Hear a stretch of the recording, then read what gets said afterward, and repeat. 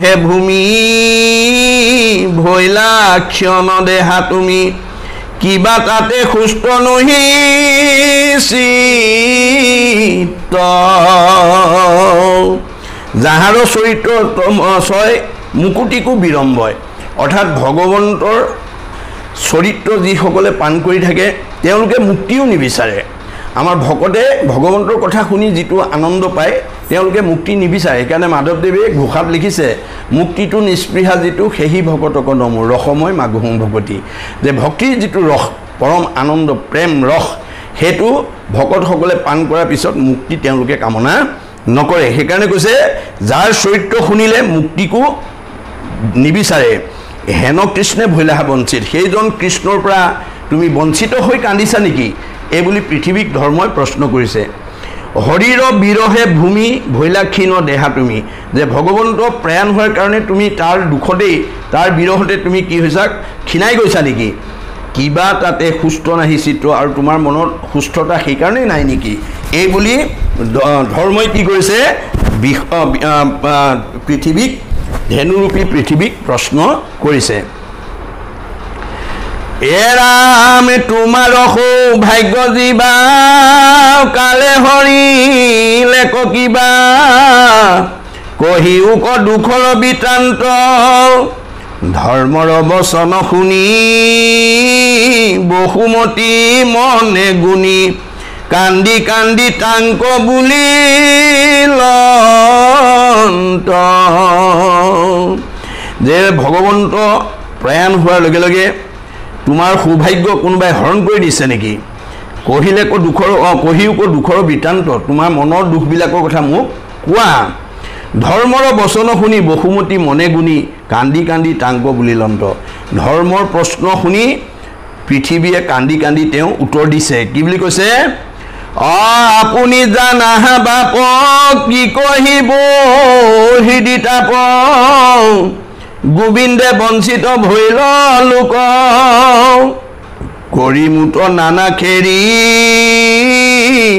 প্ৰাণ কৃষ্ণ গৈলা এৰি সিহেতু নখন্দে মোৰ শোক এই ধৰ্ম তুমি সকলো কথা জানা মই হৃদয়ত কিয় দুখ পাইছোঁ মই কিয় তাপত ভুগিছোঁ যে গোবিন্দৰ পৰা মই বঞ্চিত হৈছোঁ ভগৱন্ত আৰু এতিয়া মোৰ বুকত নাই তুমি মুঠ কৰি মুঠ নানা খেৰি প্ৰাণ কৃষ্ণ গৈলা এৰি মোৰ এই পৃথিৱীতে তেওঁ নানান ধৰণৰ ক্ৰিয়া কৰি পেলাই তেওঁ গুচি গ'ল সিহেতু নখন্দে মোৰ সুখ সেইকাৰণে মোৰ মনৰ দুখ আঁতৰ হোৱা নাই এৰাম ব্ৰহ্মাবাদী দেৱলোক কৰতাপ চাহান্তোক আমাতো কৰ্তাক্ষে লক্ষ্মী মাৱে হেন লক্ষ্মী সব এৰি হুয়া চৰণৰ চেৰি নিতান্তে পূজন্ত যাৰ পাৱে ব্ৰহ্মা আদি দেৱতাসকলে ব্ৰহ্মা আদি দেৱলোক কৰৈ তপ চাহন্তোক আমাকো কৰ্তাক্ষে লক্ষ্মী মাৱে যে দেৱতাসকলেও যাক সেৱা তপস্যা কৰে আৰু যাক সেৱা কৰে হেন লক্ষ্মী হ'ব এৰি সেই লক্ষ্মীকো এৰি থৈ হুয়া চৰণৰ চেৰি তেওঁৰ চৰণৰ দাস হিচাপে নিতান্তে পূজন্ত যাৰ পাৱে তাৰমানে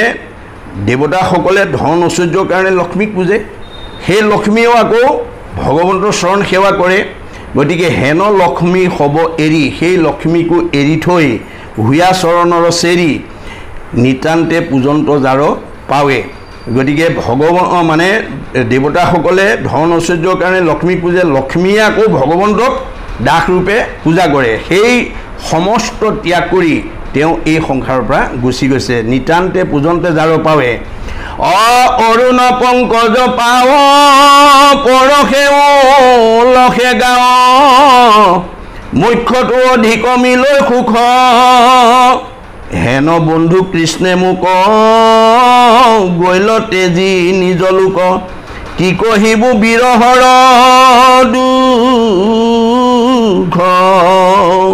তেওঁ অৰুণ পদ্মৰ চৰণ স্পৰ্শই মোক পৰম উল্লাসিত কৰিছিল, মোক মুখ্যতকৈও মুক্তিতকৈও অধিক সুখত মোক ৰাখিছিল। হেন বন্ধু কৃষ্ণে মোকে গৈল তেজি নিজ লোক। সেইজন কৃষ্ণই এতিয়া মানে মোক এৰি থৈ নিজ লোকলৈ গুচি গ'ল। কি কহিব বিৰহৰ দুখ। এই মনৰ দুখৰ কথা তোমাক আৰু মই কি ক'ম। এৰাম পদ্ম জব বৰ্জ ধ্বজে অংকুশ অংকিত খোজে ভৈলো মহি আতি অলংকৃত স্বৰ্গতো অধিক আতি মুহুৰেখে ভৈলা খ্যাতি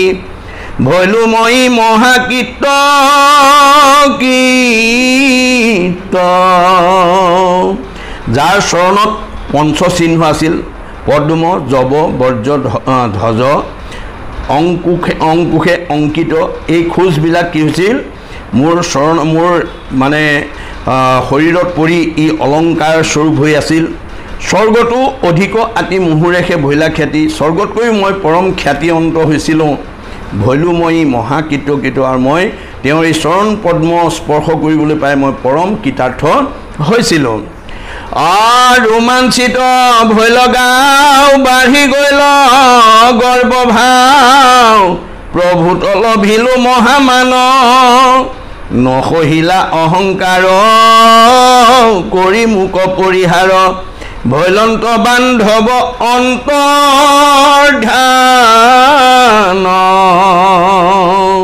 এতিয়া ধৰ্মক পৃথিৱীয়ে কৈছে যে ৰোমাঞ্চিত ভৈল গাঁও, তেওঁৰ চৰণ স্পৰ্শ হোৱাৰ লগে লগে মোৰ শৰীৰ ৰোমাঞ্চিত হৈ যায়। সৰ্বগাঁও বাঢ়ি গৈল গৰ্বভাৱ, আৰু মোৰ গৰ্বভাৱ বাঢ়ি গ'ল। তেওঁৰ চৰণ স্পৰ্শ পাই মোৰ গৰ্বভাৱ বাঢ়ি গৈছিল। প্ৰভুৰ ৰবিলো মহামান, আৰু প্ৰভুৰ পৰা মই মহা সন্মান লাভ কৰিছিলোঁ। নসহিলা অহংকাৰ, প্ৰভুৱে মোৰ এই অহংকাৰ সহ্য নকৰিলে। কৰি মোক পৰিহাৰ, সেইকাৰণে মোক ত্যাগ কৰি ভৈলন্ত বান্ধৱ অন্তৰ্ধান, তেওঁ মোৰ বুকুৰ পৰা তেওঁ অন্তৰ্ধান হ'ল, নাইকিয়া হ'ল। এৰাম অনেক দুৰ্জন ৰাজা সাজিয়া প্ৰাৰম্ভে প্ৰজা মহন্তৰ কৰে অপকাৰ এই অসংখ্যাত ঐক্যহীনী সংহৰিলা ৰণে যিনি খন্দিলা আমাৰো মহাভাৰ।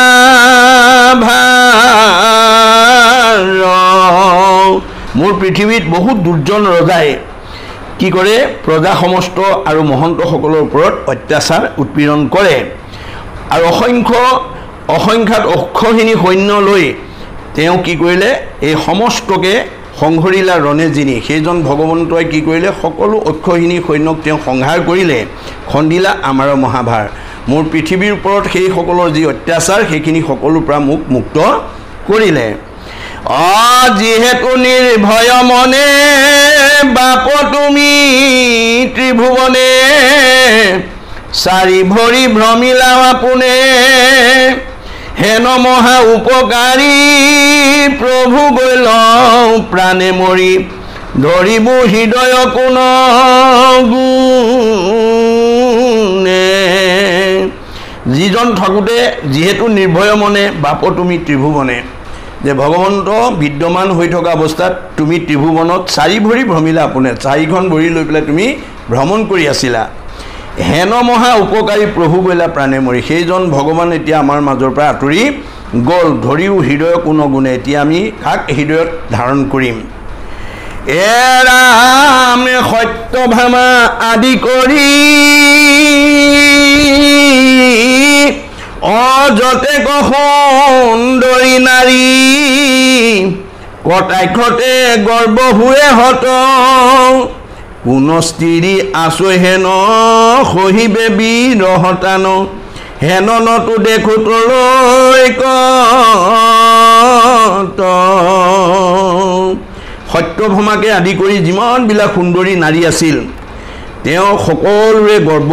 নাইকিয়া কৰি দিলে। কোন স্ত্ৰী আছে হেন সহিবে বিৰহ টান,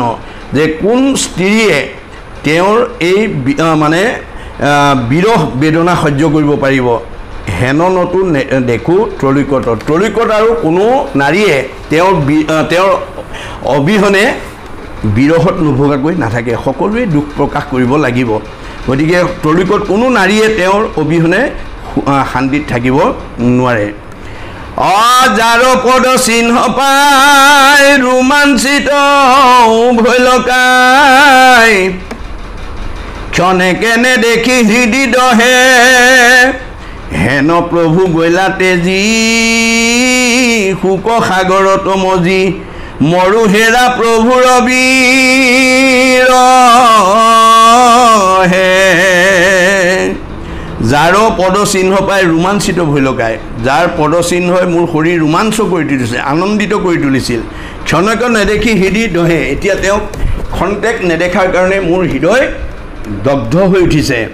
হেন প্ৰভু গৈলা তেজী সেইজন প্ৰভু আজি মোক ত্যাগ কৰি গুচি গ'ল শোক সাগৰত মজি আৰু মই শোক সাগৰত এতিয়া মগ্ন হৈ আছোঁ মৰু হেৰা প্ৰভুৰ বিৰহে প্ৰভুৰ অবিহনে মই মৃতপ্ৰায় হৈ পৰিছোঁ ৰাম পৰম সুন্দৰ বেশ দৰ্শনে হৰৈ ক্লেশ মুখ্যটো অধিক মিল সুখ নয়ন পংকজ পাখি শুনা খাই ইশত হাসি দুনাই নেদেখি বুখিটো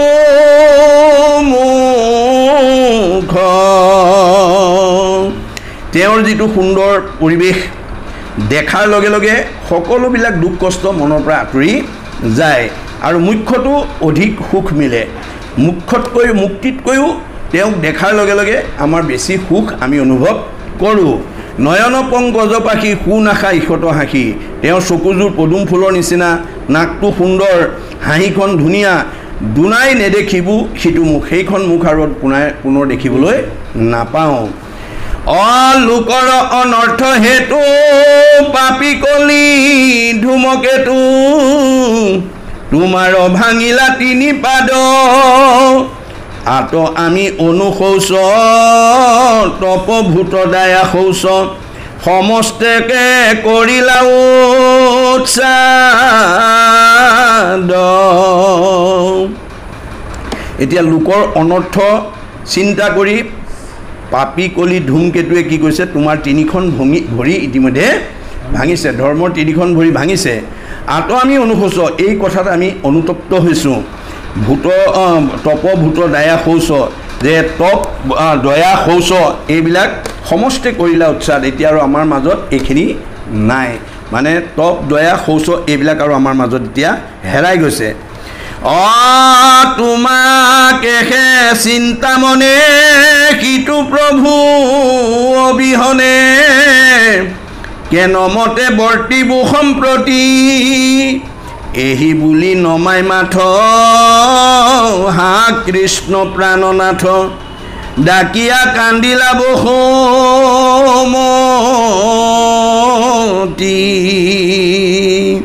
এতিয়া তোমাকেহে চিন্তা মনে সিটো প্ৰভু অবিহনে কেন মতে বৰ্তিবো সম্প্ৰতি ভগৱন্তৰ এৰি আমি এতিয়া সংসাৰত কেনেকৈ জীয়াই থাকিম এহি বুলি নমাই মাথ হা কৃষ্ণ প্ৰাণনাথ এই বুলি তলমূৰ কৰি ভগৱন্তক